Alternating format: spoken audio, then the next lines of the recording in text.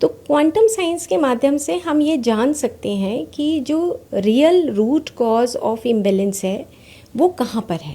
तो एक हमारी फिजिकल बॉडी हो गई, हाँ, दूसरी हमारी एक मेंटल बॉडी हो गई, राइट। तीसरी आप बात कर रहे हैं एक स्पिरिचुअल बॉडी की। हाँ, कुछ हद तक आप ठीक हैं। फीलिंग आई कि यार अच्छा नहीं लग रहा है ना, मुझे फीलिंग आई कि मुझे अच्छा लग रहा है, ठीक है। ये फीलिंग है। लेकिन अंदर से एक थॉट आया कि वो व्यक्ति अच्छा है या बुरा है ना। वो जो थॉट आया वो मेरी मेंटल बॉडी का हिस्सा है, ठीक है। लेकिन जो फीलिंग आई वो फीलिंग मेरी वाइटल बॉडी का हिस्सा है। कहीं ना कहीं हम अगर मन के तल पर और अपने प्राण के तल पर कहीं पर भी उसमें हमारा इम्बैलेंस होता है जी, तो वो इम्बैलेंस हमारे फिजिकल बॉडी के ऊपर आता है। ये जो तीनों बॉडीज हैं क्या ये जन्म से ही डेवलप्ड वैसे आती हैं या फिर ये ऑनगोइंग प्रोसेस है जिसके साथ यानी जैसे जैसे हम आगे ज़िंदगी में बढ़ते हैं वैसे वैसे डेवलप होनी शुरू होती हैं? पर धीरे धीरे जैसे हम चाइल्डहुड से बड़े होते हैं तो धीरे धीरे ये डेवलप होती हैं। डेवलप होने का मतलब कि एक्सपीरियंस करती हैं, बट जन्म से ही हम इन बॉडीज़ को लेकर आते हैं। गुरु नानक देव जी जो अपनी एक वो स्पिरिचुअलिटी वो अपना जो लेकर आए थे पर्सनालिटी, उन्होंने उसके अकॉर्डिंगली काम किया।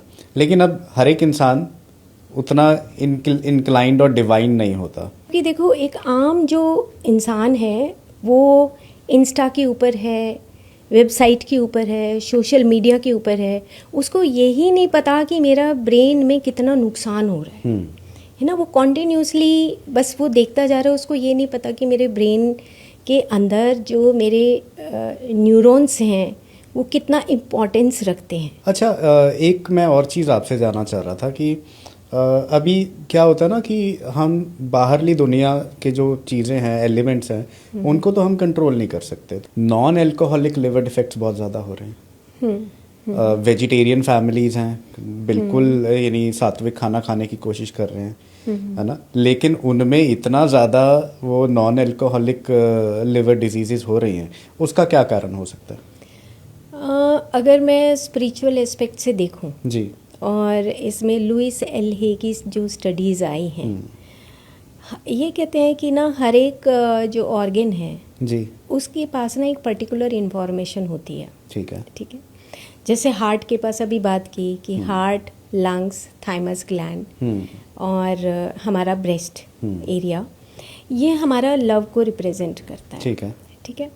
सेम इसी तरीके से जो लिवर है वो रिप्रेजेंट करता है कि अगर हम किसी को एक्सेप्ट ना करें, किसी का एक्सेप्टेंस ना हो, मतलब मैं अभी उसको स्पिरिचुअल लेवल पे बता रही हूँ, ठीक है, खाने के तल पे नहीं बता रही, ठीक है ना। जो हमारी लाइफ की डेली की जो थिंकिंग प्रोसेस है उसमें कहीं हमारे अगर एक कड़वाहट रहती है तो वो एक एनर्जी फ्लो करता है लिवर की तरफ। हमारे जो बड़े बुजुर्ग होते थे वो कहते थे जिगर, यानी तेरा जिगरा बहुत जिगरी, है, हाँ जिगरा बहुत है, तो that is liver.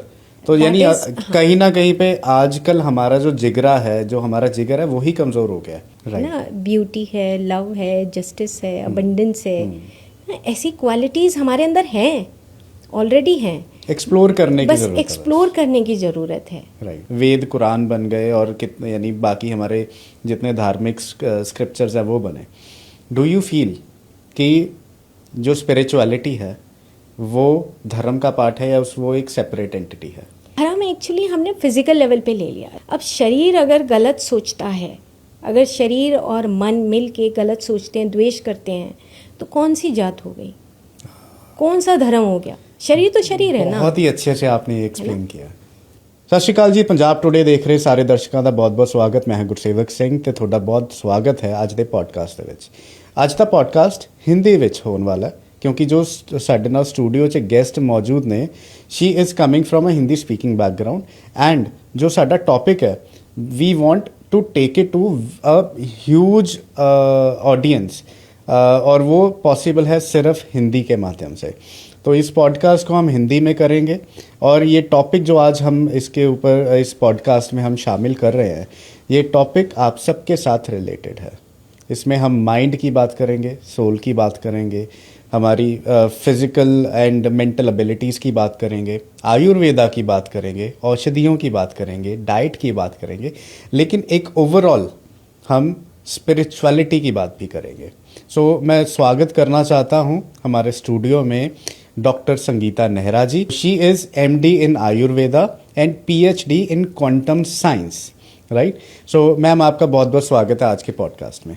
Thank you so much. So doctor Sangeeta Nehra, she is former director of ministry of AYUSH, government of Haryana. So ma'am, जब हम आयुष की बात कर रहे हैं और साथ साथ में जो आपका PhD का टॉपिक है, इन दोनों का कॉम्बिनेशन में हम समझना चाहते हैं कि आयुष, आयुर्वेदा और क्वांटम साइंस का क्या तालमेल है और क्या कॉम्बिनेशन है। Yes, actually Ayush is a acronym. A for Ayurveda, Y for Yoga and Naturopathy, U for Unani, S for Siddha, H for Homeopathy. Ayush is parallel to health. Health is with the modern science, modern medicines, and Ayush with the traditional medicines. And along with this, जो quantum science है, वो है हमारा, जो हमारी physical body है, vital body है, mental body है, सुपरा मेंटल बॉडी है, ब्लिस बॉडी है, उसके ऊपर जो वर्क होता है, उसके ऊपर का पूरा साइंस कि जो सटल बॉडीज़ हैं वो कैसे काम करती हैं। जैसे मान लो कि मन में कोई विचार आते हैं, है ना, मान लो कोई कुछ इंसाइट्स आती हैं एकदम से, तो उसके ऊपर जो हमारी वर्किंग है वो हमारी क्वांटम साइंस से रिलेटेड है। इवन कि जो आयुर्वेदा है वो भी ऐसे ही बोलता है कि आयुर्वेदा, जब हम फर्स्ट ईयर में जब कभी पढ़ते थे तो आयुर्वेदा में पढ़ाया जाता था कि शरीर, इंद्रियां, मन, आत्मा, इन सब का संगम शरीर है। लेकिन अगर हम आज के परिप्रेक्ष्य में देखें तो वो जो शरीर है वो सिर्फ एक फिजिकल बॉडी तक ही सीमित रह गया। राइट। तो जो क्वांटम साइंस है, जब मैंने PhD किया तो मेरे को ये बात समझ आई डीपर लेवल पर कि सच में हमारी जो वाइटल बॉडी है, यानी कि जो प्राणमय शरीर है, जो मेंटल बॉडी है, जो मनोमय कोश है, जो सुप्रा मेंटल बॉडी है, जो हमारा कारण शरीर है, उनके अंदर हमारे कुछ कोड्स छुपे हुए होते हैं। यानी कि अगर हम कुछ इम्बैलेंस होते हैं तो इम्बैलेंस हमारी फिजिकल बॉडी के ऊपर दिखाई देता है, लेकिन है कहाँ, वो हमारी उस दूसरी जो सूक्ष्म शरीर है उनके अंदर छुपा हुआ होता है। ओके। तो क्वांटम साइंस के माध्यम से हम ये जान सकते हैं कि जो real root cause of imbalance है वो कहाँ पर है। ओके। यानी ये आई थिंक बहुत हैवी वर्ड्स हो गए हैं, और इसको हम थोड़ा सा सरल भाषा में अगर बात करना चाहें तो एक हमारी फिजिकल बॉडी हो गई, हाँ, दूसरी हमारी एक मेंटल बॉडी हो गई, राइट, तीसरी आप बात कर रहे हैं एक स्पिरिचुअल बॉडी की। हाँ, तो ठीक है।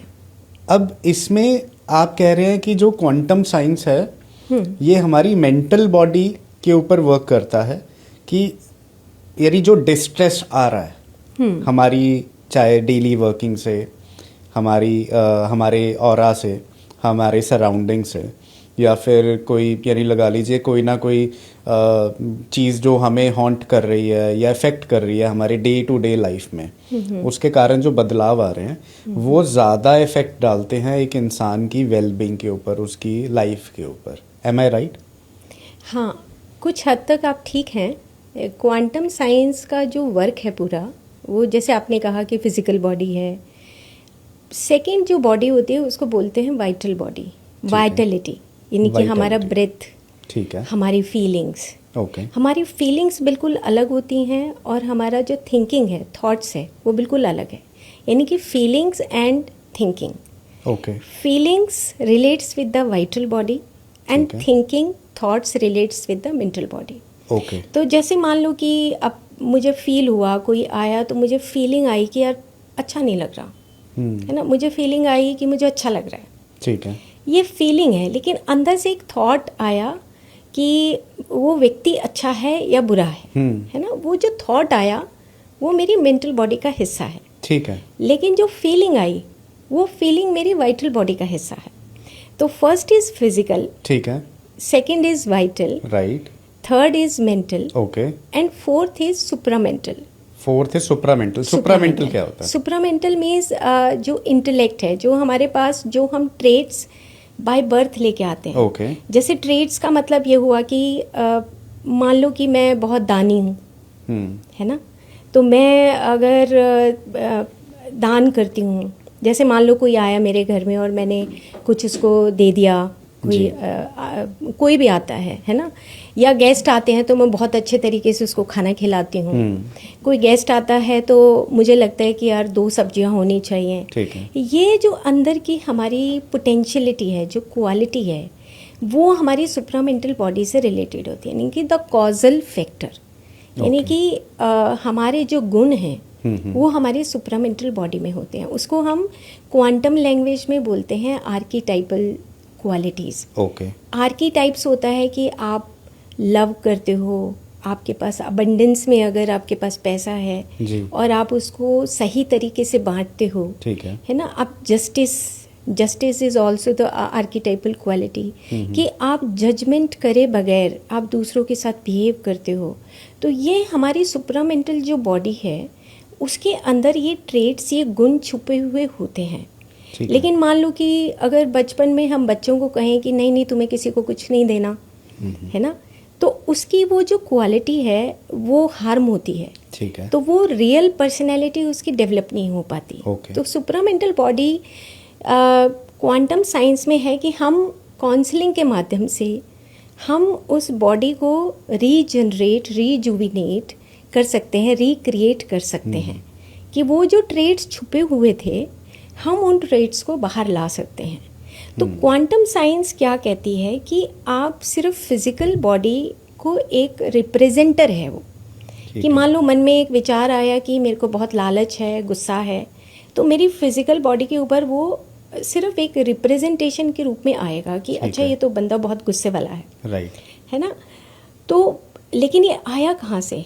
ये आया हमारी पीछे की जो बॉडीज़ हैं उसके अंदर से ये बात आई कि अच्छा वो गुस्से वाला है, तो गुस्से का जो रिप्रेजेंटेशन है वो फिजिकल बॉडी करती है। ठीक है। उसके साथ साथ जो फिजिकल बॉडी है उसमें तो हमारे सिस्टम्स हैं, ये तो मोटे तौर पे सब जानते हैं जी, कि एक हमारा डाइजेस्टिव सिस्टम है, सर्कुलेटरी सिस्टम है, नर्वस सिस्टम है, बहुत सारे सिस्टम्स फिजिकल बॉडी पे काम करते हैं। राइट। लेकिन उसके बैकग्राउंड में जो बॉडी काम करती है वो है हमारी वाइटल बॉडी, यानी कि हमारी वाइटलिटी। राइट। और क्वांटम साइंस रिलेट करती है कि आपकी वाइटल बॉडी के अंदर आपके ब्लूप्रिंट्स छुपे हुए होते हैं। ओके। और ब्लूप्रिंट्स का मतलब ये हुआ कि जैसे अगर हम पौधे का एक आसान से एग्जाम्पल से समझें कि एक मान लो एक पौधा है और उसकी पत्तियां जो बड़ी होती हैं फिर वो सूख जाती हैं, फिर वो गिर जाती हैं, उसके बाद फिर नई पत्तियां आती हैं। ठीक है। तो जो गिरा फिर उसकी कॉपी की फॉर्म में नई नई पत्तियां निकलती हैं। ठीक है। तो इसका मतलब उसका ब्लूप्रिंट ठीक है। ओके। है ना। सेम इसी तरीके से हमारी बॉडी में भी जो सेल्स हैं उसका एक लाइफ स्पैन होता है ना। उसके बाद वो सेल्स डेड होती हैं, फिर वो नई सेल्स आती हैं, फिर वो नई सेल्स वैसी आती हैं, लिवर की अपनी सेल्स हैं, पेनक्रियाज की अपनी सेल्स हैं, वो बार बार आती हैं, तो वो एक ब्लूप्रिंट डेवलप होता रहता है। मान लो कि अगर मेरी फीलिंग अच्छी नहीं है, अब हम वाइटल बॉडी को फीलिंग के साथ कनेक्ट करते हैं। मान लो कि मेरी फीलिंग मैं किसी से बहुत चिढ़ती हूँ, है ना, तो क्या मेरी वाइटल बॉडी के अंदर जो मेरा ब्लूप्रिंट है क्या वो मेरा ठीक रह पाएगा? ओके। वो मेरा ब्लूप्रिंट ठीक नहीं रह पाएगा। ठीक है। क्यों? क्योंकि मेरी उस थिंकिंग प्रोसेस में और मेरी फीलिंग में दोनों में कहीं ना कहीं इम्बैलेंस शुरू हो गया है। ओके। और ये जो इम्बैलेंस है ये मेरी फिजिकल बॉडी के ऊपर रिप्रेजेंट करता है। ओके। तो क्वांटम साइंस ये कहती है कि आप फिजिकल बॉडी के ऊपर जो भी हमारी डिजीज़ या डिसऑर्डर्स या इम्बैलेंसेस आते हैं उसका जो राज है वो पीछे छुपा हुआ है आपकी वाइटल बॉडी के अंदर, आपकी मेंटल बॉडी के अंदर वो छुपा हुआ है, जहाँ से हमें खोजना है उस क्वांटम साइंस के माध्यम से कि हम किस तरह की थिंकिंग रखते हैं और किस तरह की फीलिंग रखते हैं। अगर हम ये पहचान लें तो जैसे कि बहुत कॉमन सा शब्द है कि disease, all disease are psychosomatic, यानी कि साइकिक यानी कि मेंटल और फिजिकल के साथ कोरिलेशनशिप है। ठीक है। इसका मतलब ये हुआ कि कहीं ना कहीं हम अगर मन के तल पर और अपने प्राण के तल पर कहीं पर भी उसमें हमारा इम्बैलेंस होता है जी, तो वो इम्बैलेंस हमारे फिजिकल बॉडी के ऊपर आता है। राइट। अच्छा, इसमें एक थॉट अभी मेरे माइंड में जो आ रहा था कि ये जो development of all these bodies है, वाइटल बॉडी हो गया, मेंटल बॉडी हो गया, और आपने तीसरी एक और बोली थी सुप्रामेंटल, ये जो तीनों बॉडीज हैं, क्या ये जन्म से ही डेवलप्ड वैसे आती हैं या फिर ये ऑनगोइंग प्रोसेस है जिसके साथ, यानी जैसे जैसे हम आगे ज़िंदगी में बढ़ते हैं वैसे वैसे डेवलप होनी शुरू होती हैं? ये जन्म के साथ ही, जैसे हम इसको इस तरीके से समझें कि जैसे मान लो चेतना, कॉन्शियसनेस, जो फिफ्थ बॉडी है वो ब्लिस बॉडी है। ओके। पहले फिजिकल, फिर वाइटल, फिर मेंटल, फिर supramental and then bliss body. Bliss, okay. तो जो हम वेदों में और उपनिषद में हम पढ़ते हैं कि पंचमय कोश से ये शरीर बना है। ओके। ठीक है, तो पंचमय कोश का मतलब हो गया कि हमारी ये पांचों बॉडीज हमारे साथ होती हैं। ओके। पर धीरे धीरे जैसे हम चाइल्डहुड से बड़े होते हैं तो धीरे धीरे ये डेवलप होती हैं। डेवलप होने का मतलब कि एक्सपीरियंस करती हैं, बट जन्म से ही हम इन बॉडीज़ को लेकर आते हैं। ओके। अब ये मैं क्यों कह रही हूँ, क्योंकि मैं लास्ट 15-20 ईयर से बहुत सारी ऐसी साइंटिफिक बुक्स पढ़ी, जैसे कि थियोसॉफिकल सोसाइटी की जो बुक्स हैं, उसमें ह्यूमन बीइंग का जो बताया गया है, जो पंचमय कोश है, कि वो एक इंडिविजुअल सोल के साथ, ओके, और उसका supramental body, mental body, vital body and physical body, ठीक है, ये वो अपने साथ कैरी करके जब सोल आती है तो उसके पास ये पांचों बॉडीज होती हैं। राइट। पंचमय कोश होता है। ठीक है। पर जैसे जैसे सोसाइटी का सराउंडिंग होता जाएगा, जैसे कि मान लो कि अब बॉडीज तो सब ठीक हैं, लेकिन सोसाइटी ये कहती है कि जात पात होती है जी, सोसाइटी ये कहती है कि अमीर होना चाहिए, सोसाइटी ये कहती है कि बड़ा घर होना चाहिए, तो फिर हमारा मनोमय कोश जो है जी, वो मनोमय कोश उस सोसाइटी के अकॉर्डिंग वो सीखता है, ढलना शुरू हो जाता है, ढलना शुरू हो जाता है। जैसे जैसे अभी एक बच्चा अगर बहुत छोटा है, हाँ, वो एक स्पिरिचुअल बीइंग निकल के आया है, यानी वो स्पिरिचुअली ज़्यादा इंक्लाइंड है, हाँ, है ना। लेकिन जब वो ग्रो हो रहा है और वो देखता है, जैसे गुरु नानक की बात कर लेते हैं, तो गुरु नानक देव जी जब उनके पिताजी ने उन्हें 12 आने दिए कि जाके बिजनेस शुरू कर, और उन्होंने जाके लंगर लगा दिया और साधुओं को, भक्तों को खाना खिला रहे हैं, है ना। तो वो आई थिंक वो जो अपनी एक वो स्पिरिचुअलिटी, वो अपना जो लेकर आए थे पर्सनालिटी, उन्होंने उसके अकॉर्डिंगली काम किया। लेकिन अब हर एक इंसान उतना इंक्लाइंड और डिवाइन नहीं होता, तो एक नॉर्मल ह्यूमन बीइंग वो कहीं ना कहीं पे सोसाइटी के एस्पेक्ट्स के अकॉर्डिंगली अपने आप को ढालना उसको पड़ता है, या फिर उसे फोर्स किया जाता है। यस, या फिर हम यूँ भी कह सकते हैं कि जो हमारी सराउंडिंग में सबसे पहला जो सोसाइटी का फर्स्ट यूनिट आता है वो फैमिली है जी। अगर फैमिली में वो अपग्रेडेशन नहीं है, या फैमिली उन वैल्यूज़ को नहीं जानती है ना, तो अगर उन वैल्यूज़ को नहीं जानेगी तो वो फैमिली में बच्चा बड़ा हो रहा है, वो उस सराउंडिंग को देखता है कि मेरी मदर ऐसा करती है, मेरे फादर ऐसा करते हैं, मेरी फैमिली ऐसा करती है। अब ऐसे करते करते वो बड़ा हो रहा है, और ऐसे बड़ा होते होते उसका जो मनोमय कोश है उसमें वो सब चीज़ें, मनोमय कोश वो होता है कि जहाँ पे आपकी मेमोरीज़ हैं, आपके एक्सपीरियंसेस हैं, आपका थॉट प्रोसेस है, आपके 5 सेंसेस काम कर रहे हैं ना, आपके 5 मोटर सेंसेस काम कर रही हैं। ये सारी जो इंद्रियां हैं, जिसको हम आयुर्वेद लैंग्वेज में कहें कि 10 इंद्रियां और मन मिल के काम करते हैं जी। तो वो कहीं ना कहीं वो जो फैमिली जो फर्स्ट यूनिट है, वहीं पे हमें इस चीज़ को बताना चाहिए कि तुम यहाँ पर आए हो एक सोल इवोल्यूशन के लिए, सोल मेकिंग प्रोसेस के लिए आए हो, और वो माइंड मेकिंग प्रोसेस नहीं, सोल मेकिंग प्रोसेस। माइंड तो सिर्फ हेल्प करता है। जैसे आपने कहा गुरु नानक जी की बात की, ऐसे ही जब मस्कीन जी को मैं बहुत साल पहले, लगभग 20 साल पहले जब मैं सुनती थी, तो उनकी एक मुझे लाइन याद आ रही है। वो बोलते थे कि मन तू ज्योत स्वरूप, अपना मूल पिछान। मतलब मन तो एक जस्ट एक रिफ्लेक्टर है, वो सोल की अगर रिफ्लेक्शन में रहेगा तो चमकता रहेगा, तो ज्योत स्वरूप है। लेकिन मन अगर इंद्रियों में उलझ गया तो बार बार यही बात आती है कि मन तू ज्योत स्वरूप अपना मूल पिछान, तेरी मूल प्रकृति, just to light yourself. Okay.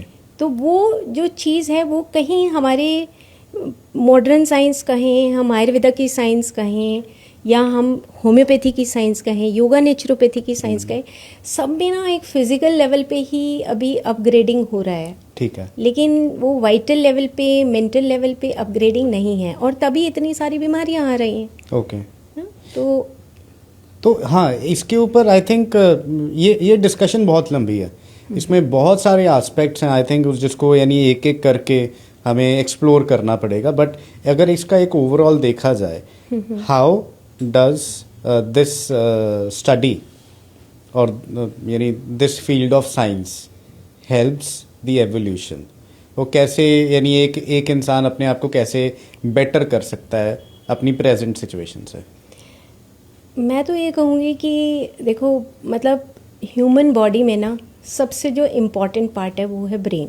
ठीक है। और मुझे पिछले 5-6 सालों से ऐसे लगता है कि जब मैं पीएचडी कर रही थी और इवन कि आयुर्वेदा भी पढ़ती थी, जब भी मुझे ऐसा लगता है कि ना ब्रेन के बारे में सभी को जानना चाहिए, क्योंकि ब्रेन एक ऐसा सब्जेक्ट है कि जिसको हम मन से कनेक्ट करते हैं। और ब्रेन जो है एक ऐसा सब्जेक्ट है जिसको सबको जानना चाहिए।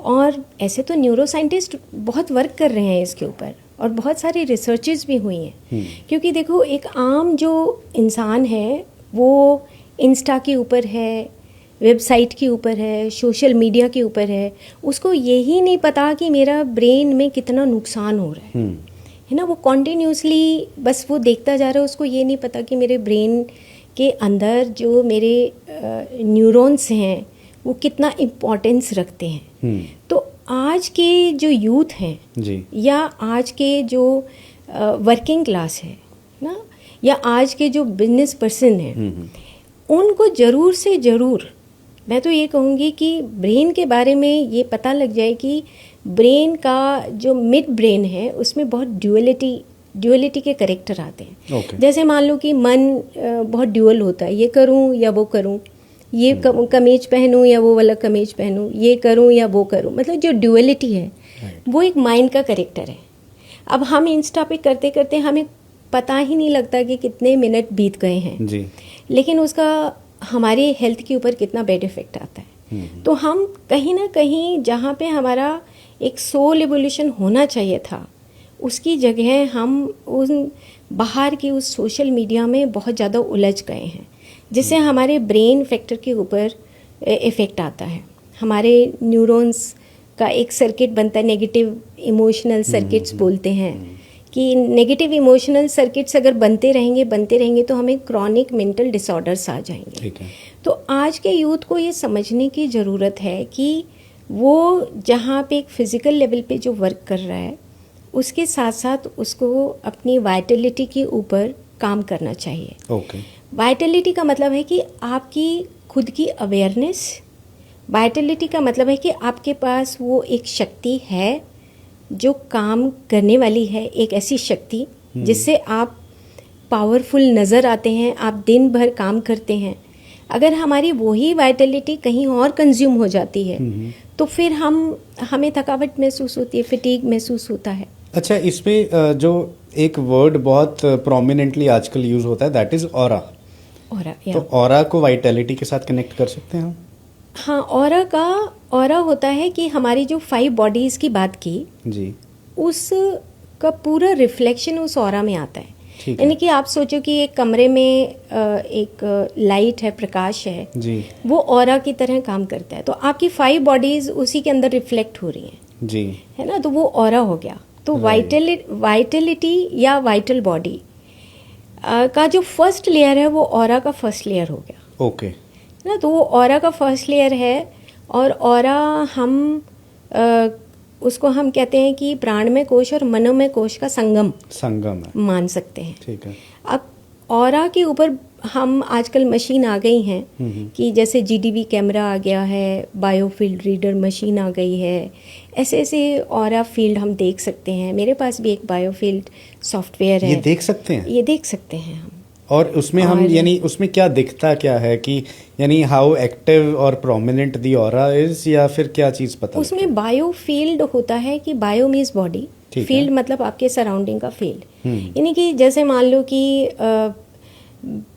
एक जो कलर है, कलर बेस्ड स्टडीज हुई हैं। ठीक है। जैसे किरलियन फोटोग्राफी एक कलर बेस्ड स्टडीज करता है। ठीक है। और उसमें क्या होता है कि एक कलर के बेस के ऊपर स्टडी होती है कि जैसे मान लो आपका ग्रे कलर आ रहा है सराउंडिंग में, ऑरा में, कहीं कहीं पूरा जब ऑरा स्कैन करते हैं तो कहीं कहीं हाथ के पास से ऑरा बहुत कम आ रही है, कहीं पैर के पास से कम आ रही है। इट मीन्स कि हमारी वाइटल बॉडी या मेंटल बॉडी के अंदर कहीं डिसऑर्डर या इम्बैलेंस हो रहा है। ब्लॉकेज भी कह सकते हैं? ब्लॉकेज बोल सकते हैं, बिल्कुल ब्लॉकेजेस बोल सकते हैं। ये तो मैं तो अपना करवाना चाहूँगा सबसे पहले। तो बिल्कुल हम बायोफील्ड सॉफ्टवेयर भी है और GDV भी मेरे पास है। तो हम दोनों मशीनों से ये देखते हैं कि उस पर्सन का ऑरा का ऑरिक फील्ड कैसा है, और उसको हम यूज़ करते हैं प्रिवेंटिव केयर के लिए। यानी कि प्रिवेंटिव केयर का मतलब कि जो बीमारी आती है वो पहले मेंटल बॉडी के ऊपर और वाइटल बॉडी के ऊपर आएगी, उसके बाद वो फिजिकल के ऊपर आएगी।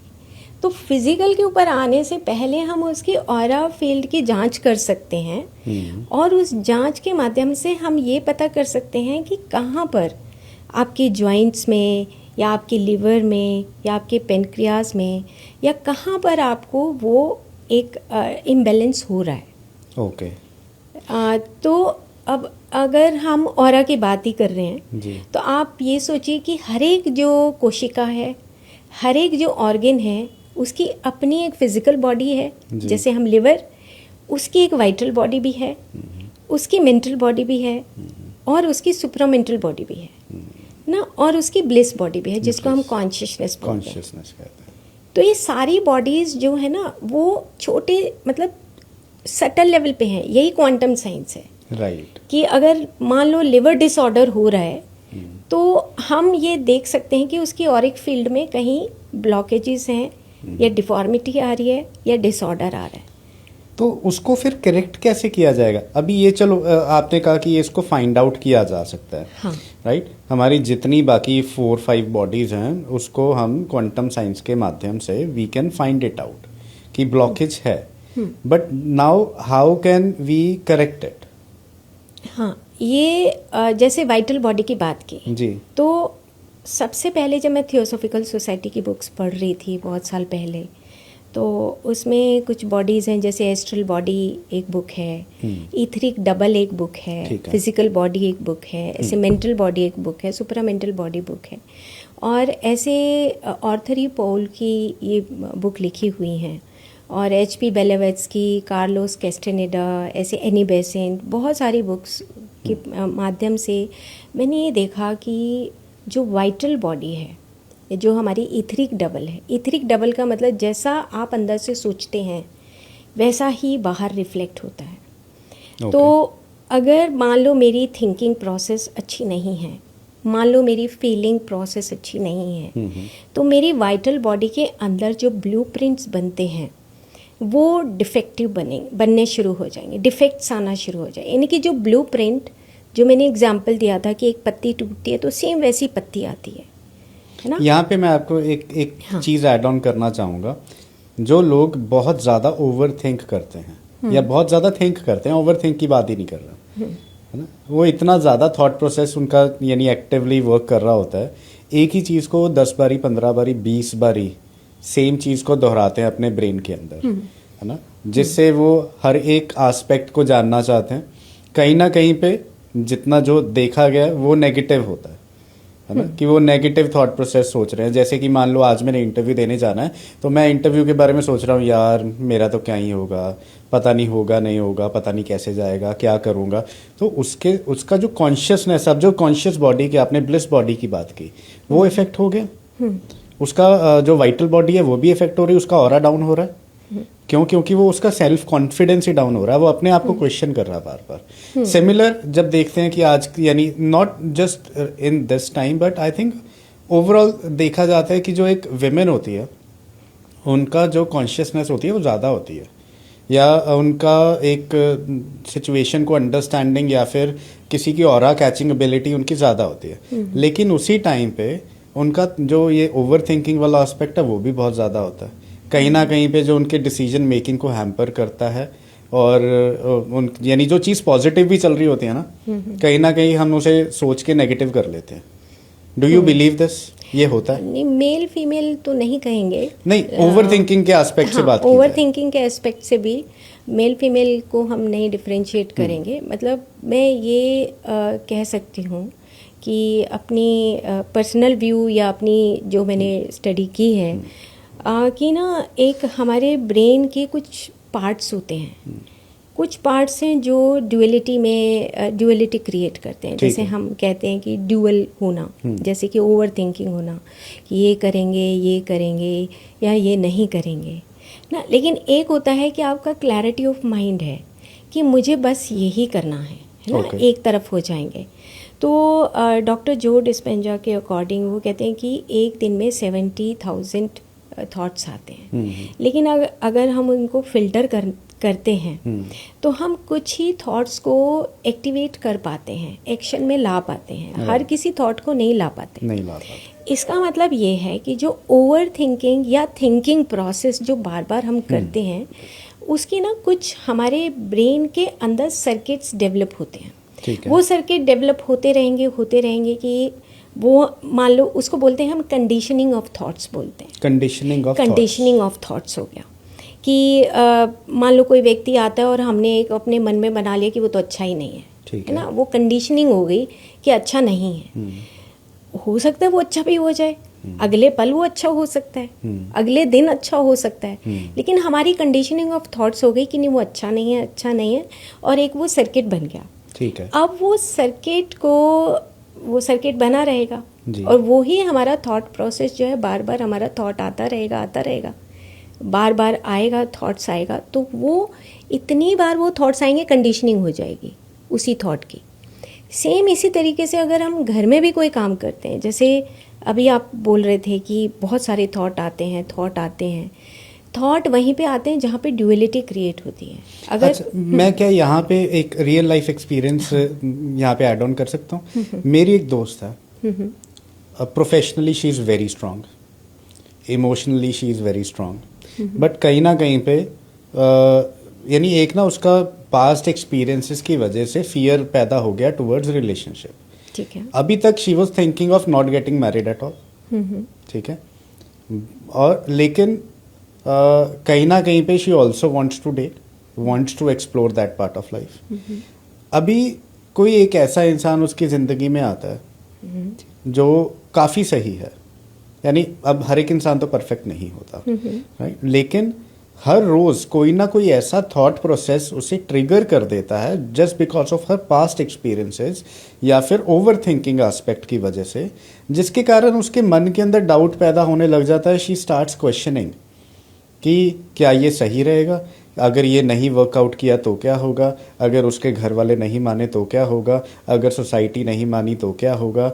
नाउ शी इज़ ऑल्सो ब्राह्मण, तो उसकी कंडीशनिंग जो हुई है, यानी उसको सबसे पहला एस्पेक्ट ये आ जाता है कि नहीं यार वो ब्राह्मण नहीं है ना। तो सबसे पहले तो जजमेंटल खुद ही हो रहा है इंसान। और यानी ये मैं एग्जाम्पल इसलिए लेना चाह रहा हूँ क्योंकि बहुत सारे लोग ना ये सेम चीज़ से गुजरते हैं, कहीं ना कहीं पे मैं भी गुजरा हूँ। यानी एक अपना थॉट प्रोसेस बना लिया, एक अपना फ्रेमवर्क बना लिया, उस फ्रेमवर्क के ऊपर काम कर रहे हैं कि मेरे लिए ये सूट करता है, या मैं तो ऐसे ही सोचता हूँ, या मैं तो ऐसा ही हूँ। तो क्या ये सही है? क्या इसे करेक्ट किया जा सकता है? क्या इसका इम्पैक्ट, नेगेटिव इम्पैक्ट होगा हमारे ऊपर?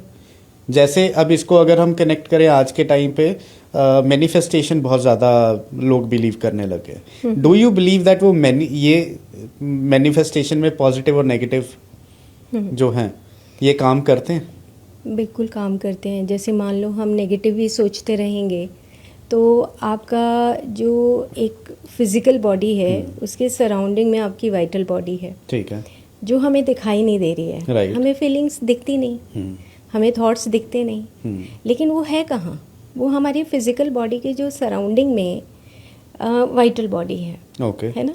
मैं यहाँ से दूसरे कमरे में जाती हूँ तो मैं फिजिकली नहीं जा रही हूँ, नहीं जा रहे। मैं अपनी वाइटल बॉडी को भी साथ लेकर जा रही हूँ। Okay. मैं अपनी मेंटल बॉडी को भी साथ लेके जा रही हूँ, मैं अपनी सुपरा मेंटल बॉडी को भी साथ लेके जा रही हूँ। तो जो हमारी मेंटल बॉडी है और हमारा मन है, मन और ब्रेन, उसका कनेक्शन है कि वो अगर उस नेगेटिव एस्पेक्ट में पड़ता है। पहली बात तो ये है कि जो आपने एग्जाम्पल दिया उसको मैं ये बताऊं कि जो आपने एग्जाम्पल दिया है कि बार बार वो थॉट प्रोसेस आता है, पता नहीं वो ठीक है या नहीं है, पास्ट एक्सपीरियंसेस के अकॉर्डिंग, तो ये उसके मेंटल बॉडी का पार्ट है, यानी कि माइंड का पार्ट है ना।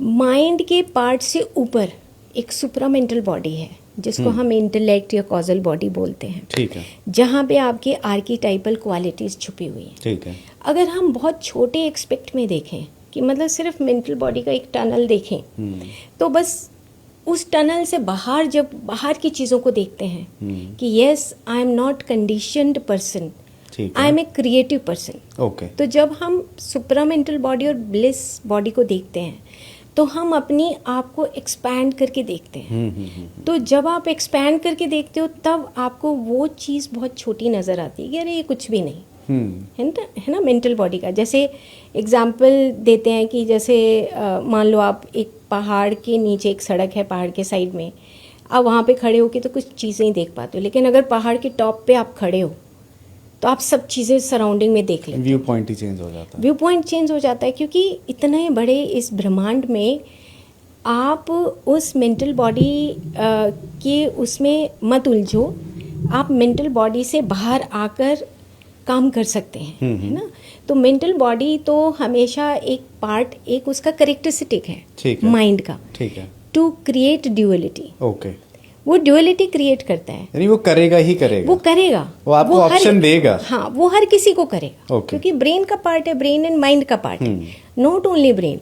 ब्रेन एक फिजिकल बॉडी का हिस्सा है और मन उसके साथ जुड़ के काम करता है। इनकी मन जो कहता है वो ब्रेन उसको इंटरप्रेट करता है, okay. है ना। तो वो जो है, जैसे मैं अभी कह रही थी कि हम जब दूसरे रूम में जाते हैं या मैं गाड़ी में भी बैठती हूँ चल के, तो मेरी फिजिकल बॉडी नहीं जा रही है, जो मेरे सराउंडिंग में जो मेरा थॉट प्रोसेस है, जो मेरे व्यूज़ हैं, वो सब मेरे सराउंडिंग में आके सटल एनर्जी के रूप में जमा हो रहे हैं, जिसको हम ब्लूप्रिंट बोलेंगे वाइटल बॉडी में, जिसको हम मेमोरीज बोलेंगे मेंटल बॉडी में, ठीक है ना। तो वो जिसको हम बोलते हैं कि प्रवृत्तियाँ, ठीक है, हमारी वृत्तियाँ कैसी हैं, चित्त वृत्तियाँ कैसी हैं। तो वो चित्त की जो वृत्तियाँ हैं, जो मन वृत्तियाँ बार बार उसको कंडीशनड कर देता है, तो वो भी हमारे सराउंडिंग में तो चलती हैं जी। मुझे इथरिक डबल पढ़ने से और मुझे रुडोल्फ स्टीनर की कुछ बुक्स हैं उसको पढ़ने से मुझे ये बात समझ आई कि जो भी आप किसी पर्टिकुलर मोमेंट में जो भी सोचते हो वो आपके सराउंडिंग में जमा होता है, ठीक है। और मैं अंदर से सोच रही हूँ, मान लो लालच, मैं अंदर से सोच रही हूँ नफरत, मैं अंदर से सोच रही हूँ किसी के बारे में बुरा, ठीक है ना, द्वेष कर रही हूँ जी। तो ऐसा नहीं है कि वो डिसअपियर हो जाएगा, ओके। वो मेरे सराउंडिंग में, मेरी मेंटल बॉडी में जमा होगा, लेकिन दिखता नहीं, दिखता है ना। दिखेगा कब?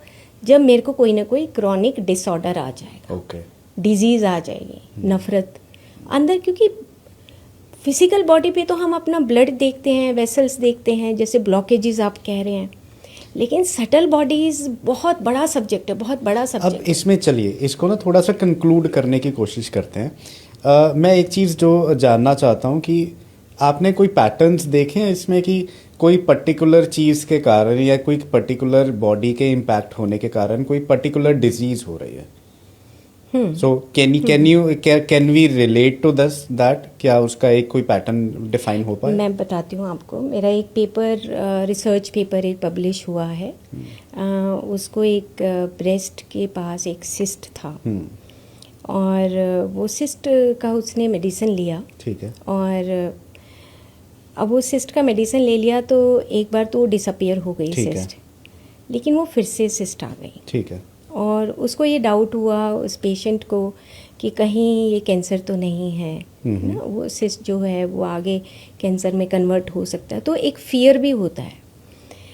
तो जो डॉक्टर हैं कैंसर की, ब्रेस्ट कैंसर की स्पेशलिस्ट हैं, उन्होंने मेरे को कहा कि आप देखो कि इसका कौन सा ऐसा पैटर्न है जो बार बार ये सिस्ट आ रही है और उसमें पस फॉर्मेशन हो रहा है। तो वो मेरे पास काउंसलिंग के लिए आई। तो मैंने उससे पूछा कि आपके घर में कौन कौन है। तो जैसे आपने कहा कि रिलेशनशिप, तो मैंने उससे जब पूछा तो उसने कहा कि हस्बैंड बहुत अच्छे हैं, बच्चे बहुत अच्छे हैं, इन लॉज के साथ में रहती हूँ। तो बार बार वो जो इन लॉज हैं और उसका जो एक कन्वर्सेशन है हर रोज़ का, उस कन्वर्सेशन में कहीं मिसअंडरस्टैंडिंग है, वो खुश नहीं है, उधर से भी खुशी नहीं है, उधर से भी खुशी नहीं है। तो मैंने उसकी काउंसलिंग की सिटिंग स्टार्ट की और सिटिंग के दौरान मैंने उसको समझाया कि ये तेरी फिज़िकल बॉडी है, यहाँ पे तेरे ब्रेस्ट का जो एरिया होता है ना वो लव एरिया होता है। Okay. Breast, heart, lungs, thymus gland, ये ऐसे पोर्शन हैं हमारे चेस्ट के कि जहाँ पे लव वो रजिस्ट करता रहता है, ठीक है, वहाँ पे। और अगर हम मान लो प्यार नहीं करते, हम अपनी उस लव फील्ड को एक्सपैंड नहीं करते, श्रिंक करते हैं, नहीं मुझे तो अपनी सास से प्यार नहीं है, मुझे अपने ससुर से प्यार नहीं है, या मुझे कोई और घर में फैमिली मेम्बर रहता है, तो वो श्रिंकेज शुरू हो जाती है। तो मैंने उसको समझाना शुरू किया कि देख तेरी फिजिकल बॉडी के ऊपर ये आ रहा है, इट मीन्स कहीं तेरी वाइटल फील्ड में उस ब्लूप्रिंट में कहीं डिफेक्टिव ब्लूप्रिंट बन रहे हैं। ठीक है। तो उसने कहा कि मैं कैसे ठीक करूँ इसको। तो मैंने कहा ठीक है, हम नाड़ी शुद्धि प्राणायाम करते हैं। तो नाड़ी शुद्धि क्या करता है कि आपकी पूरी बॉडी के उस ब्रीदिंग साइकिल को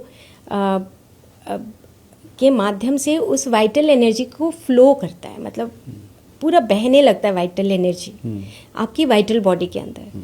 तो नाड़ी शुद्धि से क्या होता है कि आप एक नाड़ी लेफ्ट से सांस लेंगे, उसी से छोड़ेंगे, फिर राइट से लेंगे, फिर लेफ्ट से लेंगे। तो उसने उस प्रोसेस को पूरा फॉलो किया 5 मंथ्स तक। वो हमारी वाइटल बॉडी का करेक्शन हो गया। मेंटल बॉडी का करेक्शन ये था उसका कि काउंसलिंग के माध्यम से मुझे ये लिखना था कि वो कहाँ कहाँ पे अपनी सास और ससुर से इरिटेट होती है। तो वो जैसे जैसे मैं क्वेश्चन पूछती तो उसने कहा कि मुझे इस चीज़ से इरिटेशन है, इस चीज़ से। तो मैंने कहा अब तेरे को और उसको एक गुड रिलेशनशिप डेवलप करनी है। तो क्वांटम में बोलते हैं this is the tangled hierarchy, कि develop the good relationship between each other. Okay. तो उसने कहा कि ठीक है, मैं उसको मैनेज करूँगी। मैं जैसे उसने कहा कि मेरी सास बहुत अच्छा खाना बनाती है, तो मैंने कहा तुम अप्रिशिएट करो उसको कि खाना अच्छा बनाती है। अगर तुम उसके नेगेटिव एस्पेक्ट को देखोगे तो तुम्हारे ब्रेन के अंदर वही नेगेटिव इमोशनल सर्किट्स डेवलप होंगे। तो मेंटल बॉडी का काम क्या है कि उन चीज़ों को तोड़ के एक नए सर्किट्स को डेवलप करना। ओके। है ना। तो धीरे धीरे वो 5-6 महीने में उसका पूरा वो प्रोसेस काउंसलिंग के माध्यम से मेंटल बॉडी की हीलिंग हुई और उसकी वाइटल बॉडी की हीलिंग हुई। और जो रूट कॉज था, जो सुपरामेंटल बॉडी में जो उसके ट्रेट्स गुण छुपे हुए थे, एप्रिसिएशन जैसे, तो वो उसको बाहर लेकर आई। ठीक है। तो तीनों बॉडीज़ की हीलिंग के माध्यम से उसकी सिस्ट फिर आई नहीं, वो ख़त्म हो गई। तो ये एक उसका पैटर्न था कि मुझे एक्सेप्टेंस नहीं थी उसको। ओके। अपने इन लॉज के प्रति कह लीजिए, फैमिली के प्रति कह लीजिए। तो वो पैटर्न उसका टूटा तो ठीक हो गई। एंड उनके रिलेशंस अच्छे हो गए। और फिर ये पेपर हमने पब्लिश किया। तो डॉक्टर संगीता नेहरा के नाम से हम उसका वो अगर देखेंगे तो रिसर्च पेपर पब्लिश हुआ and it was a wonderful research paper, जिसके ऊपर मेरे को ये कॉन्फिडेंस आया कि यस, अगर हम किसी से प्यार से बात करते हैं, किसी को अप्रिशिएट करते हैं, तो हमारी बॉडी की हीलिंग खुद पे खुद होती है, मेडिसिन लेने की ज़रूरत नहीं होती। तो कुछ उसने अपने अंदर से वो जब बदलाव लाया तो फिर उसके अंदर वो चेंज आया। राइट। अच्छा, एक मैं और चीज़ आपसे जानना चाह रहा था कि अभी क्या होता है ना कि हम बाहरली दुनिया के जो चीज़ें हैं, एलिमेंट्स हैं, उनको तो हम कंट्रोल नहीं कर सकते। तो मेरी जब भी किसी से बात होती है या फिर काफ़ी सारे दोस्त हैं, जब वो फ़ोन करते हैं डिस्कशन करने के लिए अपने अपने, यानी कोई डिस्ट्रेस में है या कोई भी चीज़ है, तो मेरा जेन्युइनली थॉट आता है, मैंने कहा बाहर के एलिमेंट्स का तो हम कंट्रोल नहीं कर सकते, तो उसके बारे में सोचना ही क्यों। हम अपने आप को कंट्रोल कर सकते हैं, अपने थॉट्स को कंट्रोल कर सकते हैं, तो उसको बेटरमेंट, उसके ऊपर फोकस कर लो। तो क्या ये अप्रोच सही है? बिल्कुल सही है, 100% सही है। इसको मैं ऐसे बोलती हूँ कि देखो, आपकी एक टेरिटरी है। टेरिटरी का मतलब वही, फिर से वही फिजिकल बॉडी जी, आपकी वाइटल फील्ड, आपकी मेंटल फील्ड, आपकी सुप्रामेंटल फील्ड, है ना, आपकी ब्लिस फील्ड। जी, ये इतनी बड़ी फील्ड है, उसके उस फील्ड के परली तरफ, जी, परे कोई दूसरा व्यक्ति है। उस दूसरे व्यक्ति की जो लाइफ जर्नी है वो जन्म परंपरा के अकॉर्डिंग, मतलब कि उसकी लाइफ जर्नी, इस लाइफ की लाइफ जर्नी, पास्ट लाइफ की इनकारनेशनल जर्नीज क्या रही हैं हमें नहीं पता, ठीक है ना। तो हम उसको, पर्सन को एज इट इज़ एक्सेप्ट करें पहले तो। ठीक है। फर्स्ट रूल इज़ कि आप एक्सेप्ट करो और अपने हार्ट के नज़दीक लेकर आओ। ठीक है। उसको अगर हम हार्ट के नज़दीक नहीं लेकर आएंगे, हमारे लंग और हार्ट तो वैसे ही ख़राब हो जाएंगे। ओके। मतलब एक्सपेंशन चाहिए हमें, अपनी उस हार्ट का एक्सपेंशन चाहिए। हार्ट इज़, मैं तो हमेशा बोलती हूँ कि हार्ट कोई पंपिंग मशीन नहीं है। हार्ट को आपको दिल खोल के बात करनी चाहिए और लोगों को अपने उस सराउंडिंग की टेरिटरी में उसको लाना चाहिए, एक्सेप्ट करना चाहिए, सुनना चाहिए। आपके पास इतने सुंदर सुंदर आपकी 5 सेंसेस हैं। आपको देखने का कला है, सुनने की कला है ना, छूने की कला है। हम ये कला ही भूल गए, नफरत से भरे हुए हैं, ईगो से भरे हुए हैं। और कहीं ना कहीं पे, क्योंकि पहले एक इंटरेक्शन होता था, फिजिकल इंटरेक्शन होता था, अब वो वर्चुअल इंटरेक्शन हो रहा है, वो वर्चुअल होता है। फोन पर देख रहे हैं, और नहीं आ रहा ना ही हम वो। और कहीं ना कहीं पे जब हम मैं ना टेक्स्ट मैसेजेस अवॉइड करता हूँ बहुत ज़्यादा। क्यों? क्योंकि मुझे उस इंसान के ना उसकी फीलिंग नहीं समझ आ रही होती कि वो किस भाव से लिख रहा है ना। वो हो सकता है वो प्यार से लिख रहा हो, मेरा दिमाग इस टाइम पे फ्रस्ट्रेटेड है और मैं उसको अपने तरीके से ले जाऊंगा और फिर मैं उसकी मिस इंटरप्रिटेशन करूंगा, मिस कम्युनिकेशन होगा और वो लड़ाई में कन्वर्ट हो जाएगा या फिर वो नफरत में कन्वर्ट हो जाएगा। एक और थॉट मेरे दिमाग में जो आ रहा था, अभी आप देखा जाएगा कि ना पंजाब में स्पेसिफिकली ना लिवर रिलेटेड डिजीजेस बहुत है, क्योंकि Punjabi people are more prone to drinking कहते हैं। लेकिन चलो, जो ड्रिंक कर रहे हैं वो तो अल्कोहलिक, यानी हमारा वो हो गया, लिवर डिफेक्ट हुआ। नॉन अल्कोहलिक लिवर डिफेक्ट्स बहुत ज़्यादा हो रहे हैं। वेजिटेरियन फैमिलीज हैं, बिल्कुल यानी सात्विक खाना खाने की कोशिश कर रहे हैं, है ना, लेकिन उनमें इतना ज़्यादा वो नॉन अल्कोहलिक लिवर डिजीजेज हो रही हैं। उसका क्या कारण हो सकता है? अगर मैं स्पिरिचुअल एस्पेक्ट से देखूं जी, और इसमें लुइस एल हे की जो स्टडीज़ आई हैं, ये कहते हैं कि ना हर एक जो ऑर्गन है जी, उसके पास ना एक पर्टिकुलर इन्फॉर्मेशन होती है। ठीक है। ठीक है, जैसे हार्ट के पास अभी बात की कि हार्ट, लंग्स, थाइमस ग्लैंड और हमारा ब्रेस्ट एरिया, ये हमारा लव को रिप्रेजेंट करता है। ठीक है। ठीक है, सेम इसी तरीके से जो लिवर है वो रिप्रेजेंट करता है कि अगर हम किसी को एक्सेप्ट ना करें, किसी का एक्सेप्टेंस ना हो, मतलब मैं अभी उसको स्पिरिचुअल लेवल पे बता रही हूँ। ठीक है। खाने के तल पे नहीं बता रही, ठीक है ना। भोजन उसका सपोर्टिव एंगल हो सकता है, लेकिन सारी बीमारियां भोजन से नहीं होती हैं। स्पिरिचुअल एंगल ये है कि आपके मन के अंदर क्या चल रहा है। ठीक है ना। लिवर को हम ना आयुर्वेद के एंगल से बताते हो। लिवर को ना हम जो मेडिसिन देते हैं वो तिक्त द्रव्य देते हैं। तिक्त का मतलब कड़वे द्रव्य देते हैं। ओके। है ना। और पेनक्रियाज को हम कटु द्रव्य देते हैं। कटु होता है जैसे मिर्च जितना तीखा। ठीक। और लिवर होता है कि जैसे नीम जैसा कड़वा। ओके। ऐसी मेडिसिन हम देते हैं। जैसे कुटकी एक औषध है जिसको दिया जाता है, लिवर के लिए अच्छी मानी जाती है। ठीक है, इसका मतलब ये है कि कहीं जो हमारी लाइफ की कड़वाहट है, मैं अभी स्पिरिचुअल एंगल ही बता रही हूँ। जी, ठीक है। कि लाइफ की कड़वाहट, यानी कि मान लो कि मेरे को बहुत लाइफ में कड़वाहट है है ना, कि यार मैं अमीर होती तो कितना अच्छा होता, मैं बहुत बड़े ओहदे पे होती तो कितना अच्छा होता, या मैं बहुत पढ़ी लिखी होती तो कितना अच्छा होता। ऐसे मतलब एक लाइफ में होता है ना कि कड़वाहट रह जाती है कि यार ऐसा होता तो बड़ा अच्छा होता। अब उसकी जो एनर्जी फ्लो है, वो एनर्जी फ्लो हमारे उस एक पर्टिकुलर ऑर्गन को कैच करता है। जैसे एग्जाम्पल, हम कोई मूवी देख रहे हैं, सेक्सुअल मूवी देखते हैं, हमारी एनर्जी कहाँ फ्लो करेगी? हमारे नीचे के रिप्रोडक्टिव ऑर्गन में जाके फ्लो करेगी, क्योंकि वो एनर्जी बह रही है। मॉलिक्यूल्स को नहीं पता होता कि हम कहाँ जा रहे हैं, लेकिन हमारी एनर्जी फ्लो होती है। सेम इसी तरीके से अगर हम कोई क्राइम देखते हैं तो हमारे दिमाग का कुछ उथल पुथल हो जाता है, ये कैसे मरा, क्या मर्डर है, ये है वो है। सेम इसी तरीके से जो हमारी लाइफ की डेली की जो थिंकिंग प्रोसेस है, उसमें कहीं हमारे अगर एक कड़वाहट रहती है तो वो एक एनर्जी फ्लो करता है लिवर की तरफ। ये स्पिरिचुअल एंगल हो गया। दूसरा एंगल है कि हमारा फूड का जो एंगल है, जो फूड का एंगल है, उसमें ये बोलते हैं कि जैसे आप ओवर ईटिंग करते हैं, ठीक है। ओवर ईटिंग का मतलब ये हुआ कि हमने मान लो खानी थी 2 रोटी, खा ली 3 रोटी, ठीक है। अब 3 रोटी खाने से जो हमारी वाइटलिटी या जो एनर्जी जो कंज्यूम होनी चाहिए थी उस खाने को प्रोसेस, अच्छा प्रोसेस करने में, वो अच्छा प्रोसेस ही नहीं हुआ क्योंकि हमने 1 रोटी फालतू खाई है, ठीक है। और वो हमारी बॉडी में कहीं ना कहीं नुकसान करेगी, क्योंकि liver is the first gate to enter in the inferior vena के बाद, जहाँ से वो ब्लड के अंदर जाके वो जो भोजन का रस है वो मिलता है, ठीक है।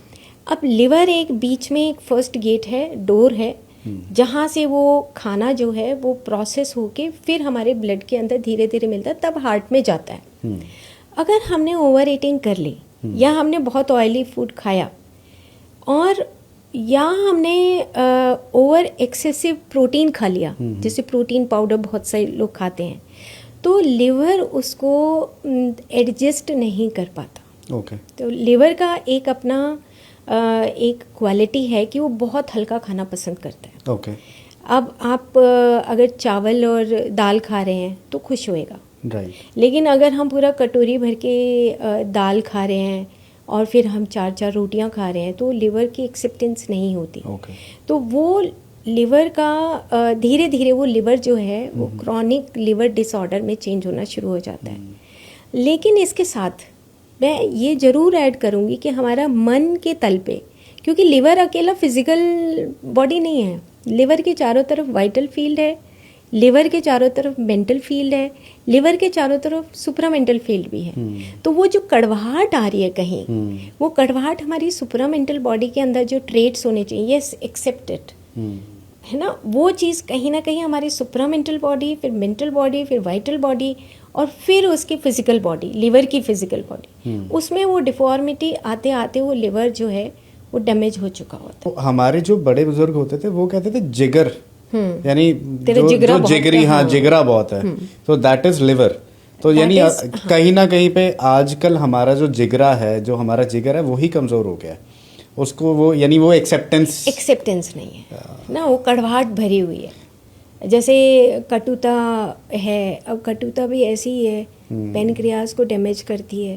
अब कटुता ये है कि मैं उस पर्सन को एक आंख देख नहीं सकता, है ना, मतलब वो कटुता है कि भाई मुझे तो वो मेरे से ऊपर कैसे चला गया, ओके, है ना, जहाँ पे आपकी ईगो मतलब पलती है ना, मतलब ईगो पलती रहती है कि यार ये तो आई एम समथिंग, ठीक है ना। और अगर कोई मेरे से बड़ा अच्छा काम कर गया तो उसको बस ये टॉलरेट नहीं होगा कि ये मेरे से ऊपर कैसे निकल गया, ये मेरे से आगे कैसे निकल गया, है ना। तो वो जो एक कटुता डेवलप होती है धीरे धीरे, ये दिखती नहीं है। देखो ये जो बॉडीज़ है ना, जो क्वांटम साइंस, इसीलिए मुझे बहुत अच्छी लगती है कि वो ना दिखता नहीं, फिजिकल बॉडी के ऊपर दिखेगा नहीं, वो अंदर ही अंदर पल रहा होता है, राइट। तो ईगो भी ऐसे ही पलता जाता है, राइट, है ना। और वो ईगो ये पलता है, अगर उसने कुछ ऐसा किया तो देखा उसका तो इंसल्ट होना ही है, मतलब वो इंटरनली एक डेवलपमेंट होती है, वो हमें दिखाई नहीं देती, है ना। तो वो जो चीज़ है वो हमारे इस नाभि के चारों तरफ जितने ऑर्गन्स होते हैं उनमें इम्बैलेंस होता ही होता है।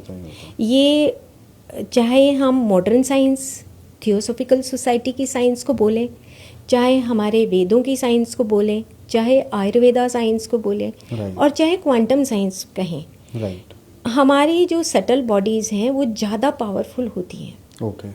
ना फिजिकल बॉडी तो सिर्फ और सिर्फ एक रिप्रेजेंटर है, रिप्रेजेंट करती है। भाई यूरिन में इन्फेक्शन आ गया, आपके ब्लड में ये इन्फेक्शन है, आपके ब्लड का इन्वेस्टिगेशन ये बता रहा है, लेकिन उसके पीछे का जो पूरा साइंस है, वो पीछे का जो साइंस है वो क्वांटम साइंस है, यानी कि जो वाइटल बॉडी है, मेंटल बॉडी है, सुपरा मेंटल बॉडी है, उसके ऊपर वर्क करना जरूरी है। आज के परिप्रेक्ष्य में मैं तो ये कहूँगी कि हर एक को, आयुर्वेदा डॉक्टर हो, होम्योपैथी डॉक्टर हो, नेचुरोपैथी डॉक्टर हो, योगा का डॉक्टर हो, इवन कि मॉडर्न डॉक्टर्स जैसे डॉक्टर ब्रूस लिप्टन ना, डॉक्टर जो डिस्पेंजा, इतने बड़े बड़े काम कर रहे हैं, वो इसी सटल लेवल के ऊपर काम कर रहे हैं। Even they are MBBS MD doctors, but they are working very good, इसी के ऊपर वर्किंग है।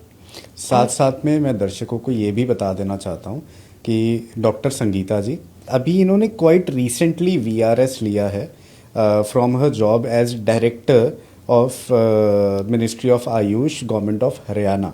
और जितनी भी सारी ये चीज़ें शेयर कर रहे हैं, और ये स्पेसिफिकली आपने जो VRS लिया, ये आप क्योंकि आप क्वांटम साइंस के ऊपर काम करना चाह रहे हैं और स्पिरिचुअल फील्ड के अंदर जो काम करना चाह रहे हैं, इसीलिए आपने वो VRS लेने का डिसीजन लिया, राइट? बिल्कुल, मैं VRS तो लगभग 5-6 साल पहले से ट्राई कर रही थी, बट अभी एक्सेप्टेंस हुआ VRS का, तो मैं तो बहुत थैंकफुल हूँ हरियाणा गवर्नमेंट की, उन्होंने मेरे को वॉलंटरी रिटायरमेंट दे दिया। और मेरा पर्पज़ यही है कि जो भी मैंने अपने लाइफ में जो पढ़ाई की है, उसका जो एक्सपीरियंस किया है, और मॉर्निंग में उठ के जो मैं मेडिटेट करती हूँ और अपनी बॉडीज़ के साथ कनेक्ट करती हूँ, उस हायर कॉन्शियसनेस के साथ कनेक्ट करती हूँ, उसकी आज की डेट में समाज को या मुझे खुद पर्सनली बहुत ज़रूरत है कि समाज एक ऐसी दौड़ में बह रहा है जहाँ पर हम बहुत सुपरफिशियली भागते जा रहे हैं।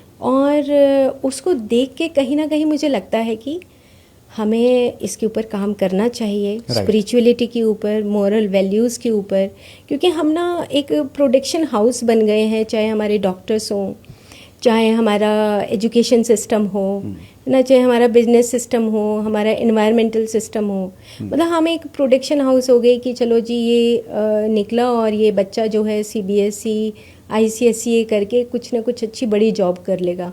But what are about the moral values, है ना, what about the archetypal qualities? किसी के पास प्यार है ही नहीं आज की डेट में, है ना। और अगर प्यार नहीं है तो ये जो सृष्टि है इसकी फॉर्मेशन हो ही नहीं सकती ना, क्योंकि कॉन्शियसनेस के सबसे नज़दीक अगर कुछ है तो वो है डिविनिटी ऑफ लव, है ना। वो ये फॉरेस्ट और ये सब ग्रह नक्षत्र उस डिविनिटी ऑफ लव से काम करते हैं, कॉन्शियसनेस से।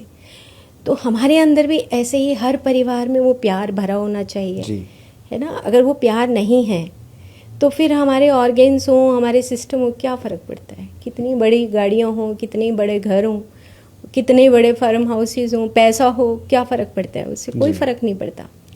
फ़र्क पड़ता है कि हमारे अंदर जो आर्कीटाइपल क्वालिटीज़ हैं वो डेवलप होनी चाहिए, है ना। ब्यूटी है, लव है, जस्टिस है, अबंडेंस है, ऐसी क्वालिटीज़ हमारे अंदर हैं, ऑलरेडी हैं, एक्सप्लोर करने की ज़रूरत है, बस एक्सप्लोर करने की ज़रूरत है। अभी ये पॉडकास्ट के अंदर हमने यानी हम चाहते थे कि हम आयुर्वेदा के ऊपर भी बात करें, हम चाहते थे स्पिरिचुअलिटी के ऊपर भी थोड़ा सा एक्सप्लोर कर सके, लेकिन क्योंकि समय की सीमा एक है और इसीलिए ये पॉडकास्ट को हमें यहीं पर स्टॉप करना पड़ेगा। नेक्स्ट एपिसोड में हम कोशिश करेंगे to focus on all the rest topics.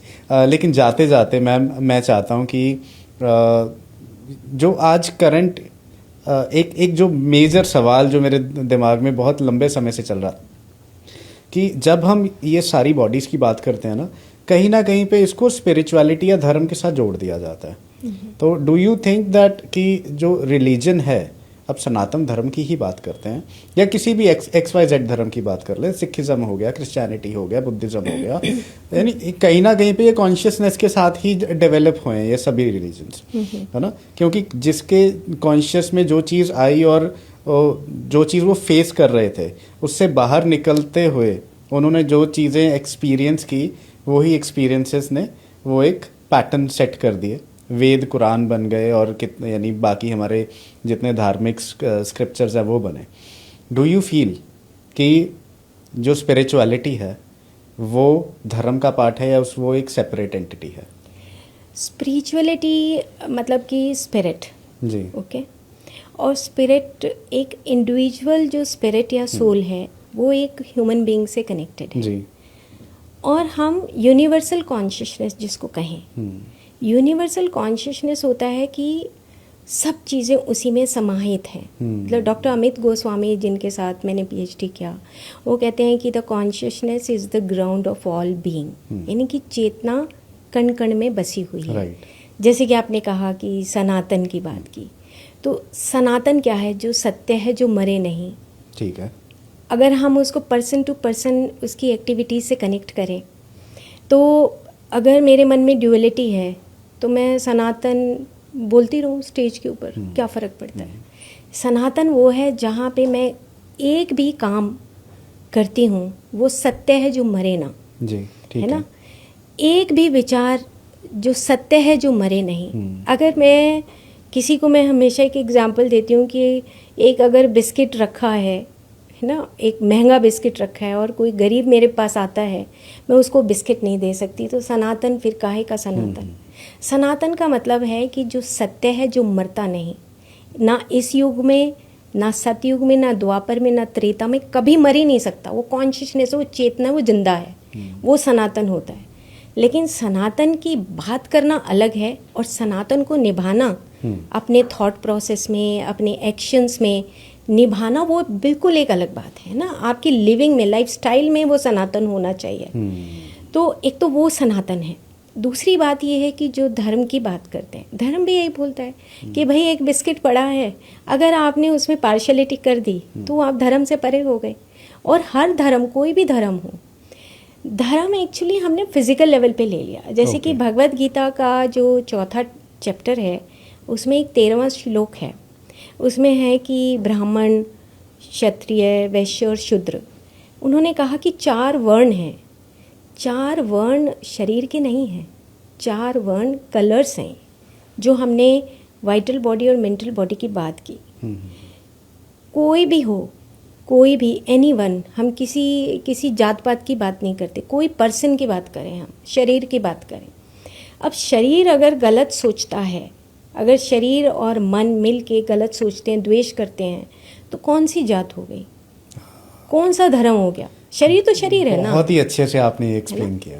तो कौन सी जात है वो? जी। जात तो कहीं एग्जिस्ट करती नहीं।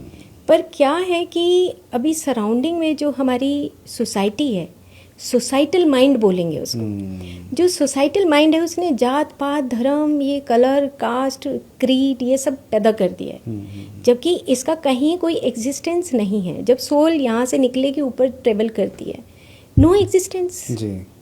तो spirituality is totally separate from all religions in the meaning of कि हम उस सोल लेवल को समझें कि हमारे अंदर जो यूनिवर्सल जो चेतना है, यूनिवर्सल जो कॉन्शियसनेस है, उसी की एक बूंद इंडिविजुअल कॉन्शियसनेस के रूप में हम काम कर रहे हैं। राइट। है ना? तो जब हमें ये पता लगेगा ना कि हम एक यूनिवर्सल कॉन्शियसनेस का हिस्सा हैं, तो फिर ईगो कहीं आती नहीं है ना। चेतना के रूप में हम काम करते हैं। और अगर हमने ड्युअलिटी कर दी, एक वर्क में भी ड्युअलिटी कर दी कि हमने किसी, मतलब एक गरीब आदमी को बिस्किट नहीं दिया अपने घर का, तो आप समझ लो ना सनातन है, ना ही वो पर्सन धर्म से जुड़ा हुआ है। तो धर्म का मतलब है कि you are following the path of truth. धर्म तो वही है, चाहे कोई भी हो। Very well put ma'am, and thank you so much for sharing your views, time देने के लिए हमें, और अपने विचार, अपनी नॉलेज, अपनी एक्सपर्टीज शेयर करने के लिए। ऐसे ही पॉडकास्ट और ऐसे गेस्ट हम आपके साथ रूबरू कराते रहेंगे, और आप देखते रहिए पंजाब टुडे। और this podcast is brought to you by Oxford school.